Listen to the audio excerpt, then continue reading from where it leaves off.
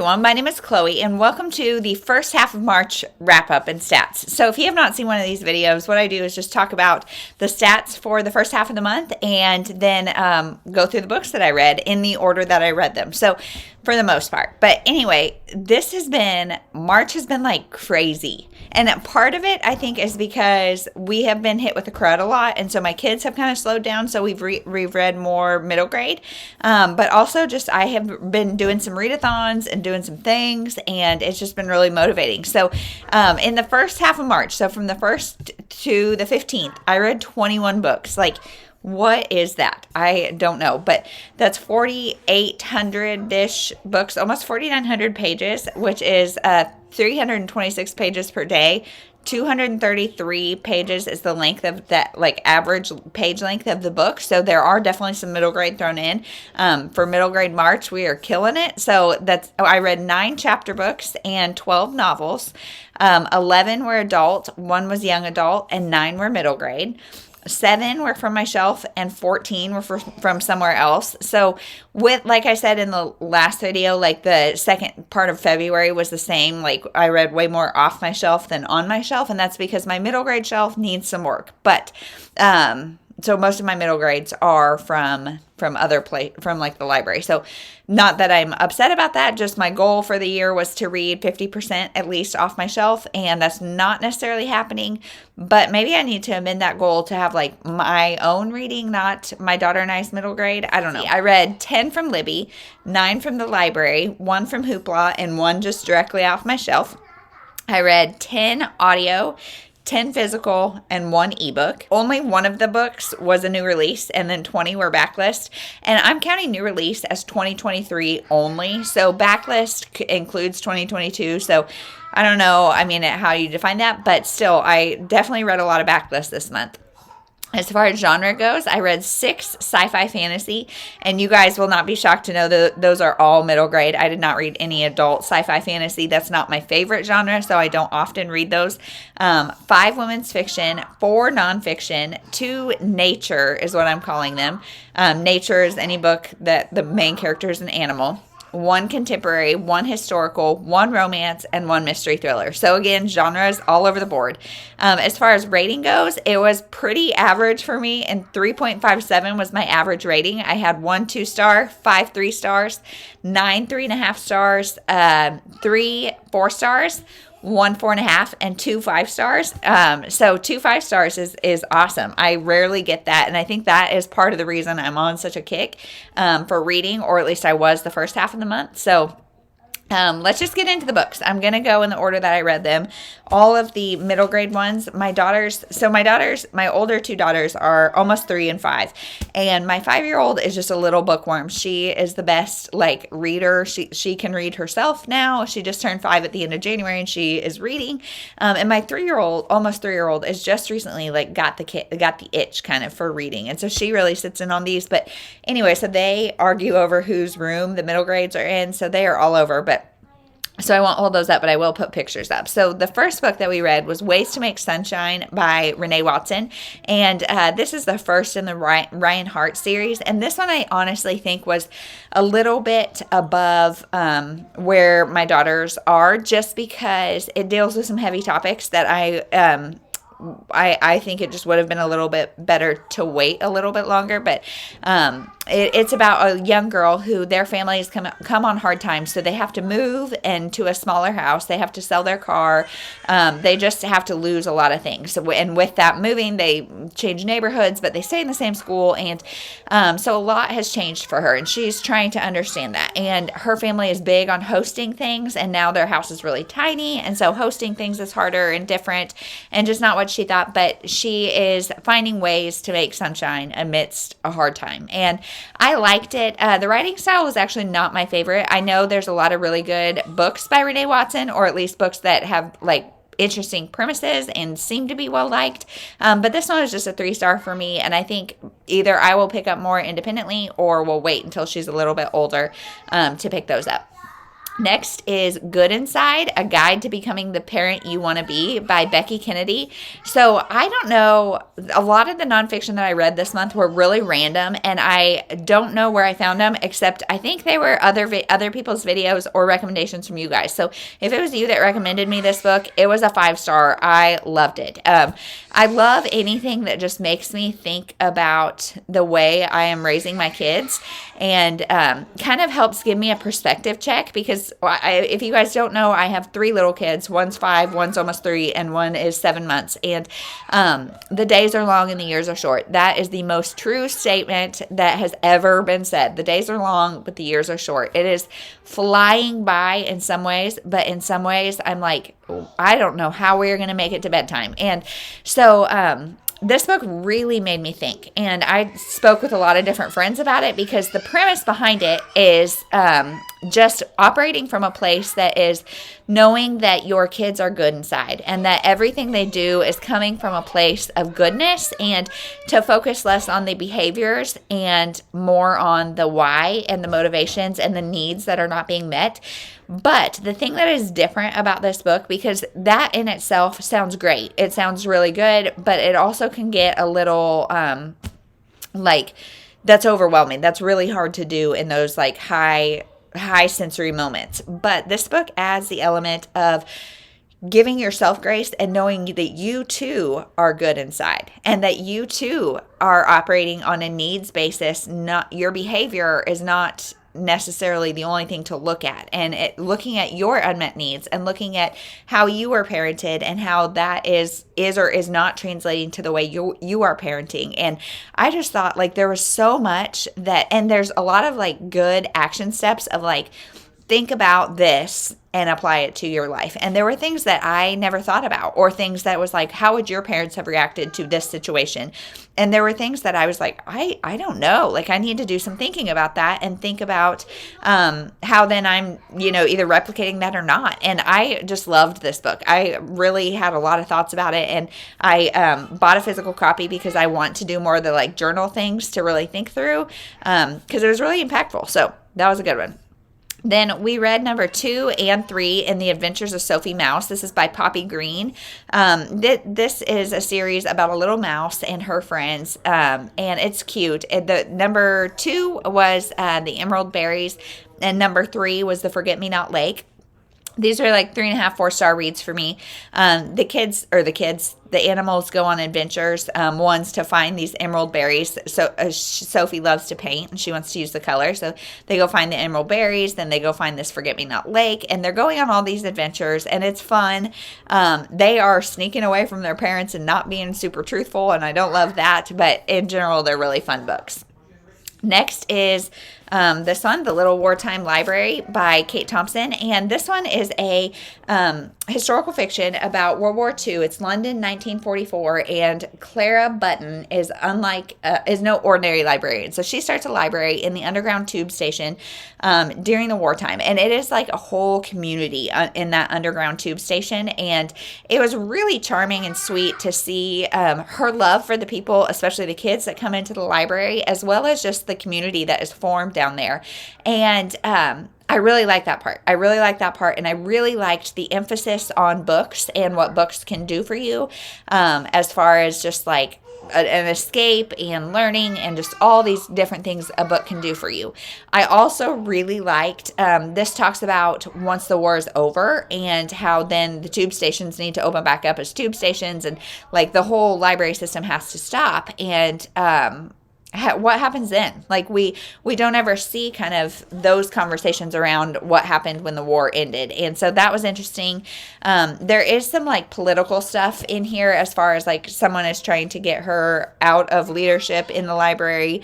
And that was okay. But I wish I could pinpoint what it is about historical fiction that I don't like, because they're like, historical fiction is a genre that I think I need to do more of a deep dive into it, because there are some that I really like and some that bore me to tears. And there was so much I liked about this book, and yet it had that element that bored me to tears at times. And it's just kind of a slow slow plot line, and almost like a detached feeling that I get from this, and I don't know why. So I need to refine my tastes, because especially World War II, I know it's overdone. I know people don't love that, but I love it. And so I'm surprised I didn't like this book better, but I gave it 3 stars. Next is The Good, the Bad, and the Ugly Men I've Dated. And this is by Shane Bolks. This is one that I have had on my shelf for a long time, and I finally read it. And this one, I don't know why the title is really what it is, because it is about a quirky female character who, she is really into Star Wars. She's really into,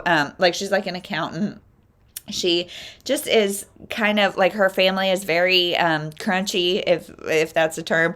They're vegans. They're just a little eccentric, and she's kind of ashamed of all of that. But she's dating this guy who is perfect on paper, but he's boring, and she's not into him really. And so then her high school crush comes into her accounting or advertising or whatever, comes into her workplace, and they kind of have they strike up a friendship, which then kind of turns into more. However, it's based on a lot of lies, because she is not comfortable like talking about what makes her her. Like, she kind of wants to hide her family. She wants to hide her Star Wars love. She wants to hide all these things that make her her, and wants to get this second chance with him. And so the lying thing and like the web of lies is one of my pet peeves in these chick lit books. I really don't like that, because like lie after lie, that's not going to end well. Like, just, and like, she's not doing anything bad. Like, just tell him who you are.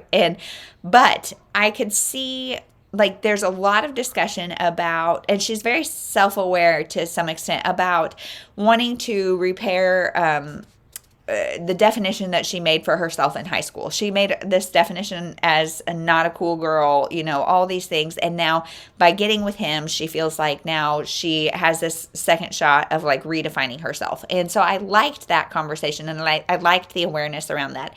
She has lived her life feeling not good enough, because her best friend is kind of one of the popular people, and she's just very average. And so she doesn't feel worthy, and she is using this relationship kind of as a way to rectify that. Now, again, there's conversations around that, but I was entertained by this book. This one, I started reading it physically, and then it's on Hoopla as an ebook, and I don't like reading Hoopla ebooks because, well, one, they're not Kindle. Like, you have to read it in the Hoopla app, so that eliminates like my Kindle, my actual Kindle, so I have to read on my phone or iPad or something. And 2, it is the only option that I know of is infinite scroll. So you have to read the whole chapter. Well, I have to read the whole chapter. Otherwise, I get paranoid that I'm going to like be in the wrong spot. But I do like infinite scroll. I do read more. So I don't know. Let me know, you guys, Kindle ebook readers, do you do the page flip or do you do infinite scroll? Because I definitely read more, but I wouldn't pick it up all the time because some of the chapters were longer and I wouldn't have time to read it. And if I couldn't read a whole chapter, I didn't want to. But anyway, so I kind of bounce back and forth, but this one was my ebook primarily. And I liked it. I gave it 3.5 stars because I really liked the conversation around it. Is it like mind blowing? No. But is it a fun chick lit that was easy to pick up and put down? Yes. And so 3.5 stars, it was what I was looking for. Next is the Alien Next Door series by A.I. Newton. So my daughters are loving this series. And so we have binged them. We read numbers 2 through 7 in the beginning of March. And for me, it's like a 3.5 star series. The premise of the series is about this boy, his parent, they're aliens from the planet Tragus. So obviously it's a different galaxy, everything. His parents kind of planet hop to do research on different planets. And so he comes to Earth and makes friends with a couple people, one of which is really suspicious about him.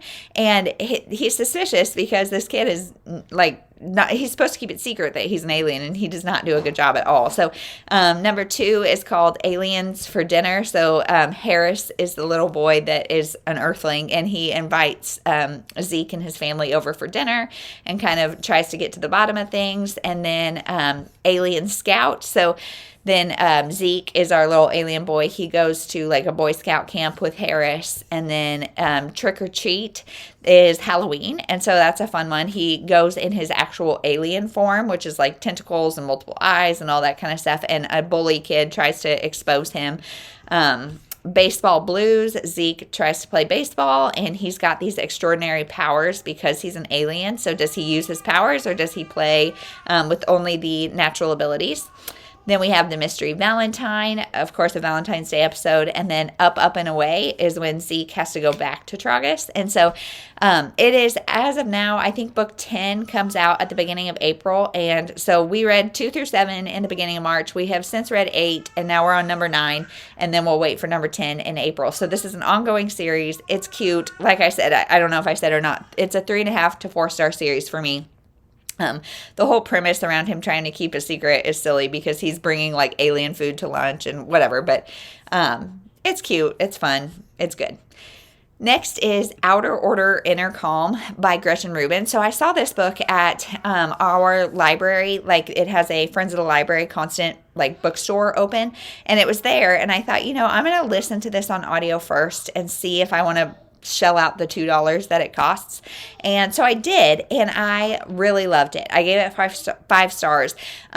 I did not go back and buy the book because it didn't talk about anything that I don't already know, as far as when your outer area is chaotic, so is your inner area. And that is how I am for sure. Like, I am really disrupted by clutter, except for my bookshelves, which I've talked about before. I don't know why that's not a bother, but in my house, like, I need things to have a place. And this was great about like being systematic about not necessarily like Marie Kondoing your house, which, side note, I think it's hilarious that Marie Kondo had her 3rd kid, and now she's like not even Marie Kondoing her own house, which those 3rd kids, they'll get you. But yeah, I love the way Gretchen Rubin tackles a ton of different topics. Like, I think she's kind of known as the happiness guru. She has a few books about happiness, but this one was the similar style, and that I felt like it was very practical and very made me very motivated to go through my house. In fact, I made a list because like going through my house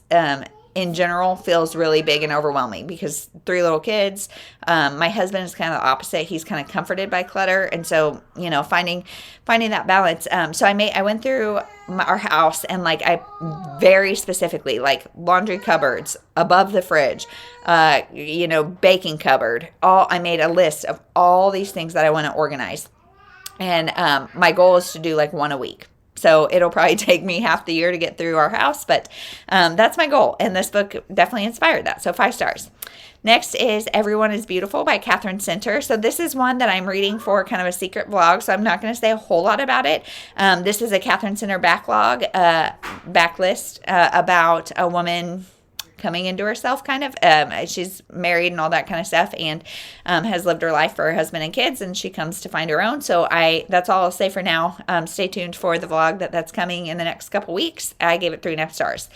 Next is I'll Start Again Monday by Lisa Turkhurst. So this one, I did not write down the like subtitle, but it's a diet focused book about just like starting healthy habits. Well, this one is very rooted in diet culture, and I did not necessarily expect that. And trigger warning, she does share like her weight and numbers, like she shares all of that. And so if that's triggering to you, she does acknowledge like that for some this is probably outlandishly high, for others it's a dream weight. Like I don't feel like it's ever necessary to share numbers necessarily. The point would be the same, and she's very like categorizes good foods and bad foods, and that she's trying to eat more good foods. And her point around it is making like your healthy habits kind of a spiritual discipline, and looking to God to fill you up and not food and stuff. But I just felt like it was too diet culture-y, so I gave it 3 stars, maybe even less. Next is Habits of the Household by Justin Whitmel Early, and I gave this 4.5 stars. This is another one just kind of talking about the habits of your household. I mean, as the title would imply, but like what the little things that you do day in and day out, and how that reflects your values, how that influences your parenting, how that influences your mind and heart, and just almost like atomic habits of making little changes to be just a little bit better. But it's like, how am I showing God's love to my kids through everyday little habits? And how are the habits of our household, whether that's Friday night movie nights or game nights or whatever, how am I showing that I value them and time together and all that kind of stuff? So 4.5 stars. It wasn't perfect, but it was really good. Next is The Midwife's Confession by Diane Chamberlain. So again, this is for that vlog that's upcoming. So I'm not going to say a whole lot about it, except it's about a group of 3 friends. One is a midwife, and she commits suicide and leaves a note that kind of puzzles the other 2 friends, and they have to figure out a lot about her past. I gave it 4 stars. Next is Before I Let Go by Kennedy Ryan. So this is for the Backlist Readathon, and that vlog will be coming out just after this video. So it'll be coming out later this week. So again, I'm not going to say a ton about it, but this is a 3-star book for me, and I don't know that I necessarily get the hype, but it is a second chance kind of for a couple who has gotten divorced because of a tragedy, but they are still co-parenting and still running a business together, and it's their kind of second chance, and so 3 stars. And then next is The Young Widows Club by Alexandra Coots, maybe. This one is also for the Backlist Readathon, so I'm not going to say a whole lot about it, except that I gave it, 3.5 stars. It is about a young girl who gets married at 17, and 6 weeks later her husband dies, and so she had quit school and wanted to be his band manager, and they had moved out together, all these things. So now she has to pick up the pieces of her life and decide who is she, where does she want to be, what does she want to be doing now that she's this young widow, and she breaks the law, and her punishment, her sentence or whatever, is to go back to school as well as to join this Young Widows Club, which is actually like middle-aged people, but yeah, it was fun. It was quirky. A lot of people did not love this because there is a small romance between her, who is still 17, and a 26-year-old, but it is primarily a friendship, and it all made sense to me. It didn't really bother me, so 3.5 stars. And then last is Every Note Played by Lisa Genova. So this one is also for the Backlist Readathon, so you will see more of my thoughts coming up later this week. I feel like a broken record saying that, but this is about a person, a man who is a concert pianist. He gets diagnosed with ALS, and we just so slowly see him lose body function and body autonomy and body control, and he doesn't really have anybody to take care of him, so his ex-wife kind of steps in to be that person for him. And Lisa Genova, she is a neuroscientist, I think, and so she writes about these conditions, and it is very real, and this book, like between the 2 of these books,